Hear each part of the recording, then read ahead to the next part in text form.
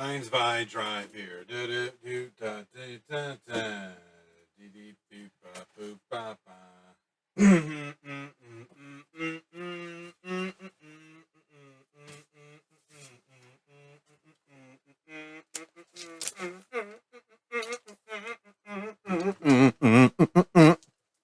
Sorry.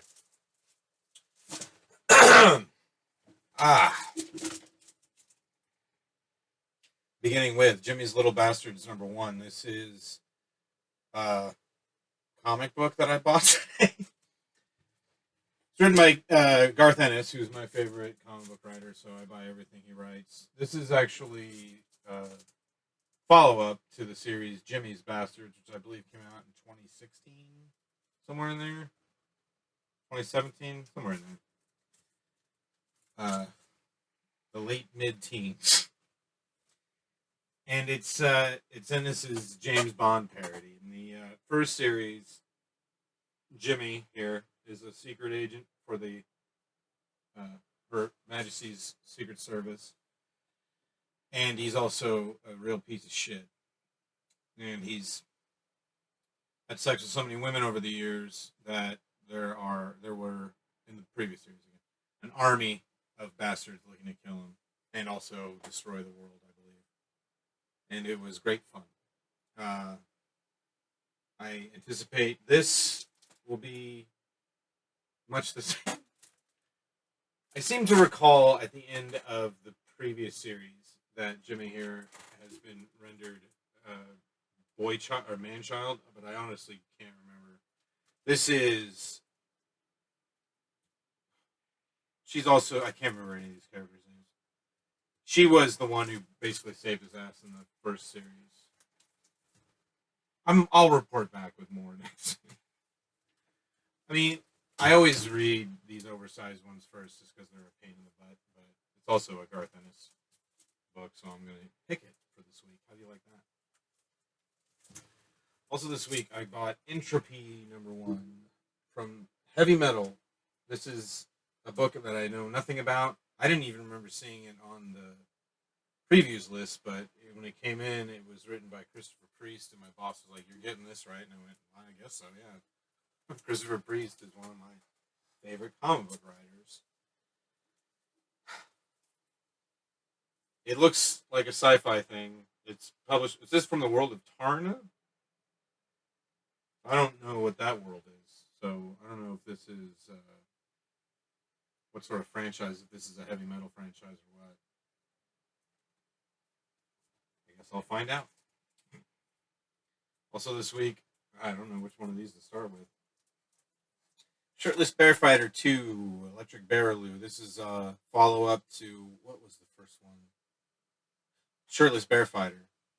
So, I don't know what more I could possibly need to say. So I won't.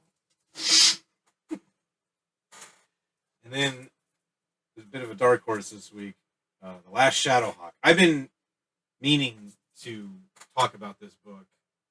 Maybe I'll try to get all the way caught up. I recently acquired a trade paperback for $1, I think it was. It's a collected Shadowhawk. Shadowhawk was a series in the 90s. It was one of the first titles that Image Comics put out back in the early 90s. Written and drawn by Jim Valentino. Although I don't know if he's got anything to do with this new one. They did 3 series, I want to say. Yeah, Jim Valentino. Jim Valentino is a very well-respected comic book writer and artist. He's a creator of Normal Man, which was a pretty funny comic strip, sort of parodying superheroes. He seems like a nice guy. Shadowhawk is absolutely one of the worst comic books ever made. It's really, really bad.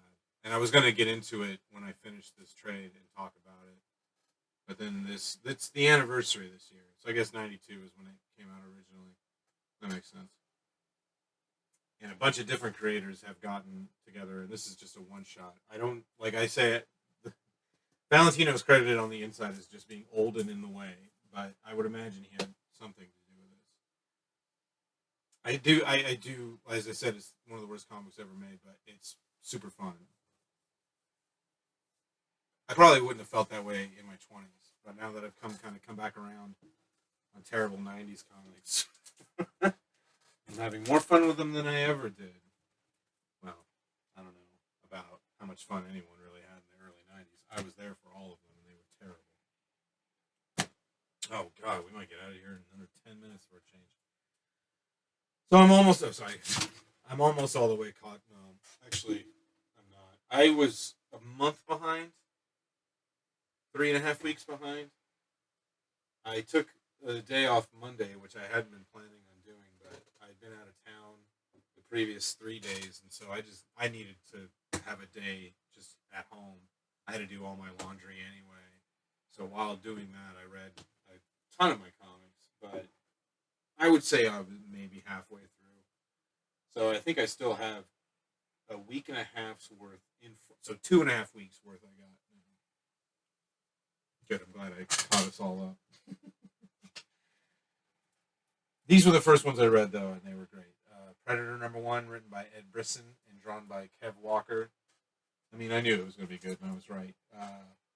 Story concerns a young lady who has sworn a vow of vengeance against the entire. Well, actually, no, that's not entirely true. She swore vengeance against one specific predator, and she has spent her whole life hunting him and has killed several other predators in the meantime. And it's very good so far. Kev Walker is great. I can't remember what other titles I know him from. I want to say Doctor Strange with Mark Waid, but I am going to say that. I think that is the last thing I remember. Great stuff as always. And Brisson is, as always, a very good writer. It's dealing like for one thing, I don't know that this sort of story has popped up in the Predator verse. If it's been in any of the movies, that I don't know. I almost want to like completely guarantee you that it happened in one of the previous comics that Dark Horse used to publish in the '90s. Only because they did a ton of them, and I can't figure that no one else. It sounds like I'm shitting on Brisson. I'm not. The premise of a human seeking revenge on the predator, I've never heard that before. It seems impossible, but it also could be one of those ideas that seems so obvious, but no one's ever thought of it. I used to have that when I wrote jokes a lot, especially at the beginning. I'd write a joke and I'd think, "There's no way somebody hasn't come up with that." But I would Google it. I would ask other comedians. They'd be like, "No, that's all you." Also, the way he's telling the story, as with most revenge stories, one of the central themes is that basically, battle not with monsters lest you become one. But the way he's going about it is just far more interesting than I've seen in a while. And this is a very revenge in general is a very comic book theme. Like most superheroes, maybe not most, but many find their origins in some kind of revenge. Um, Sorry, I've had a very, very long day, but this Predator comic is sure good. This, on the other hand, this on the same hand, in fact, because it was also good. Love Everlasting #1. Now, I think I said last week that I didn't know what was going on, but that I was pretty sure it was a romance comic with a kind of twist to it. And after the first 10 pages or so, I was like, oh, this is just a romance comic. Now, it turns out I was right. There is a twist to it. It's very meta, and I'm really, really looking forward to where this goes. I guess I could just say. Our lead here, Joan, is in this romance comic. Romance comics are something I'd like to talk about for a second, too. I don't know much about them. They were very big in the 50s. They were kind of the polar opposite to the horror comics, which were also very popular. Superheroes in the 50s were practically non-existent. Nobody gave a poop anymore about superheroes until the 60s. But all sorts of other comics, Western, war comics. Although I want to say even those were probably not quite as popular, given that well, no, that's not true. EC had Two Fisted Tales and Frontline Combat were very popular titles. So yeah, war comics were still big in the 50s, just not really superheroes. And romance comics, I think, were amongst the biggest. I want to say horror and romance were like the two big genres in comics in the 50s. They were very clearly written, targeted towards a female audience and a very stereotypically 50s female audience. You know, women who are obsessed with romance. I've not read a ton of them, although the great John Romita got himself through the 50s by drawing a lot of romance comics. And I want to say a lot of these other, like Kirby and those guys, also drew a good amount of those.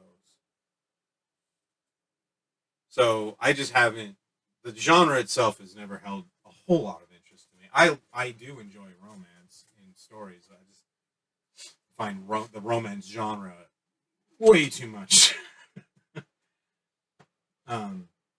But in 50s romance comics are also appealing because they are kind of just camp and a relic of another time. So I find them interesting for that. I mean, they're also patently offensive in that regard. They have not aged well, but just as artifacts, they're very interesting.